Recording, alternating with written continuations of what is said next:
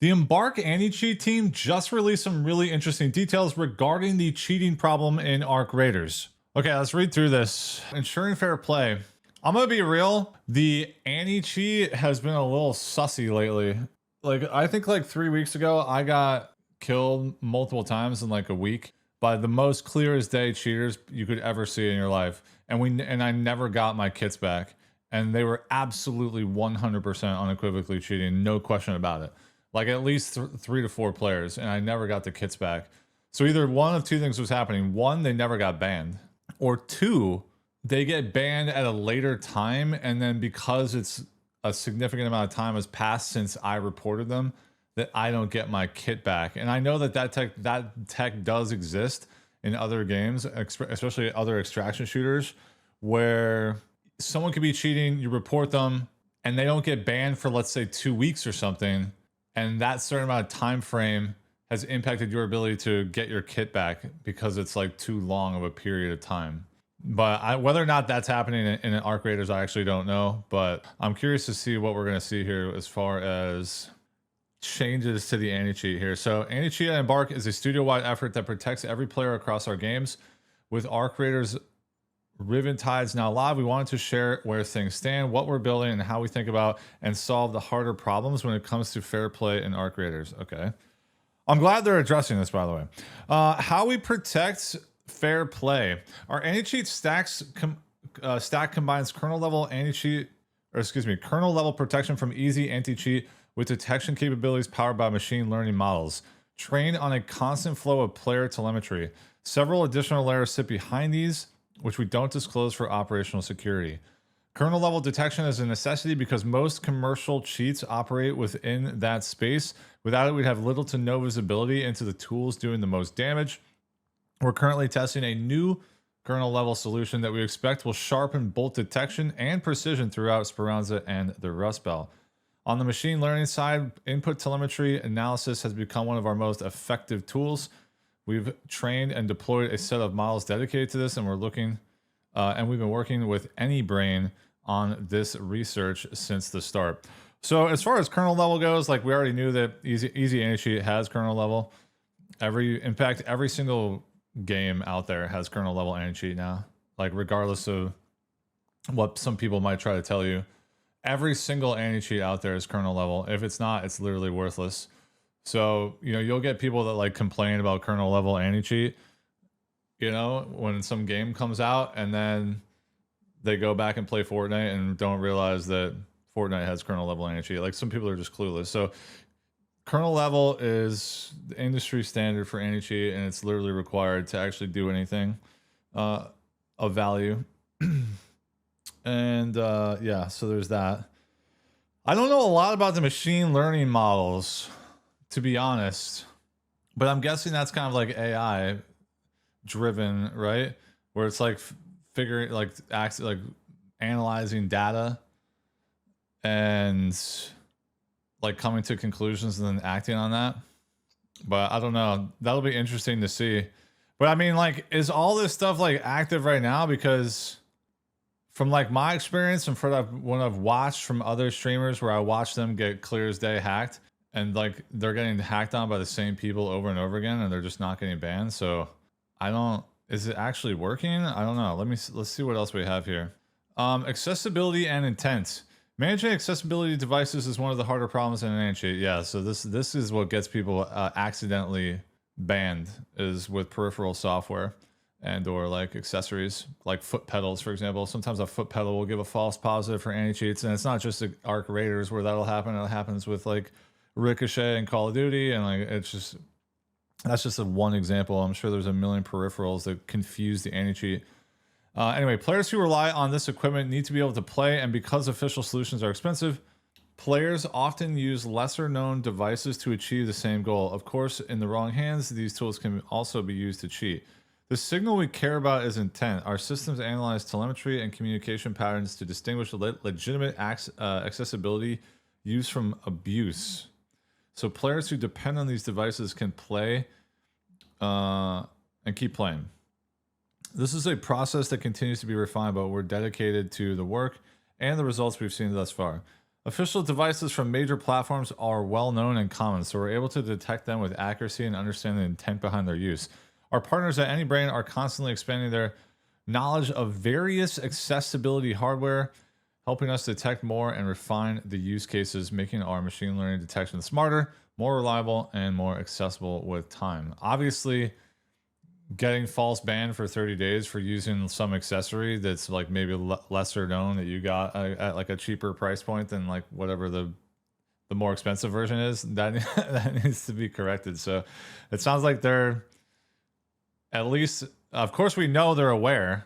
Tfue got banned for using a foot pedal back a couple months ago, and had to like reach out to the devs and be like, what the frick, dude? And they were like, have you added anything to your computer lately? And he was like, yeah, I added a foot pedal. And they were like, that's probably it. This definitely needs to continue to be a priority. You don't want to be getting false bans for people. And not only that, but I've been reading a lot about false bans in the finals as well. And I'm pretty sure the finals uses the same anti-cheat easy, but I could be wrong. But I know that there's been a lot of, well, allegedly accessibility like false or incorrect bans as well in that game, but it happens in every game, to be honest.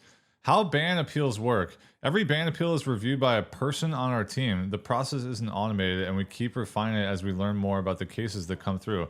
A fair and accurate appeals system matters to us across every game we make, and we treat it as a permanent area of investment rather than a finished system. While it may be frustrating to wait for an answer and get the pre-written responses that our agents need to use in order to maintain consistency, we look into each case to ensure fair gameplay and test and refine the systems and models that have been put in place to keep the game fair and fun. That's interesting. I didn't know that they were all manual. That's pretty cool. You know, like for example, Call of Duty does not have any, you can appeal, but it doesn't do, it's just like, I forget, was it like a week or something? It's just all, the appeal system in other areas is pretty bad. I don't know how long it takes for an appeal to go through an ARC, but I mean, this is a pretty big deal overall, like addressing the cheating. Someone yesterday asked me like, what's one or three things that I feel like need to be, you know, improved upon with ARC Raiders, and definitely the anti-cheat is one. While I don't run into a ton of cheaters playing solos and a lot of times in PvE and 50-50 lobbies, players that play in a lot of squads and or solo PvP lobbies run into a lot of cheaters. Streamers that are big get stream sniped all day long by cheaters. It happens a lot. We've seen it over and over again. Personally, I know this is great, by the way, and I love that they kind of manually, you know, review every appeal, and we have a lot of automation. Good automation is extremely important for the anti-cheat, because if you don't have great automation, then it's going to end up failing miserably. I think personally, every single game developer should do this. We talked about this yesterday. If your game is popular, you should hire like 5 people, okay? And they work for Embark or whatever. And their only job is to watch the biggest streamers that play their games and just watch and just ban on demand. Like, and I know that the automation needs to get better, and it will get better. And that happens over time. You know, the finals anti-cheat wasn't incredible at the start, and now it's quite good. I know there's some false banning that I talked about, but overall, the anti-cheat in the finals is pretty damn good. It's definitely more dialed in than the ARC Raiders one, in my opinion. But I feel like just a small team of people, like single digits, and their only job is to just watch streamers that have the highest view counts for their game. So like, if the Burnt Peanut is playing ARC Raiders in front of 30,000 people, like you've got a person there from Embark the whole stream, and that's all they do is watch the gameplay and evaluate and ban on demand when necessary. Because you can see these cheaters clear as day sometimes just by watching. You don't have to like, you know, scan their computer to see. Like you can just clearly see that they're cheating with aimbot or walls. And in the rare case that they make a mistake, the appeal system will absolve that person, right?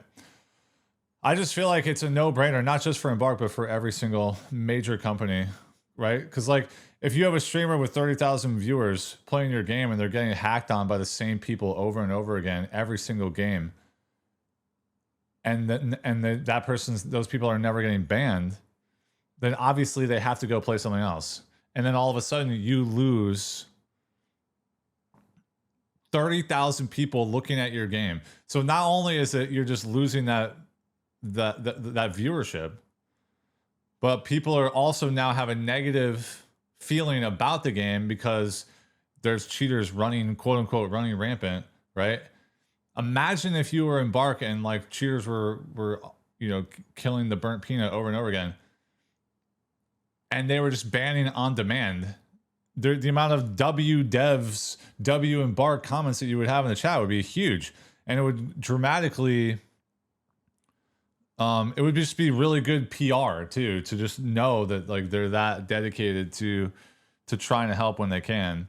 And I feel like I can't be that expensive to employ just a small group of people, because I think Austin told us the other day that there's like 120 people or something that work on the finals and 120 that work on ARC. So there's a lot. They have a large group of people there, and I don't think it would take that many people to. I don't think it would take that many people to kind of just keep an eye on and watch the biggest streamers in the world that play your game and make sure that they're not getting hacked on over and over again.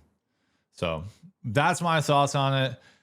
I think this is great. I'm glad we're hearing from the anti-cheat team, and I know that it's only going to get better, because the longer that your game and your team has been able to integrate your systems into and with the anti-cheat systems, along with all the other layers that they talked about that they can't give the detail on, over time, it's just going to get better and better, for sure. So I'm glad to hear from them on this. I think it's important.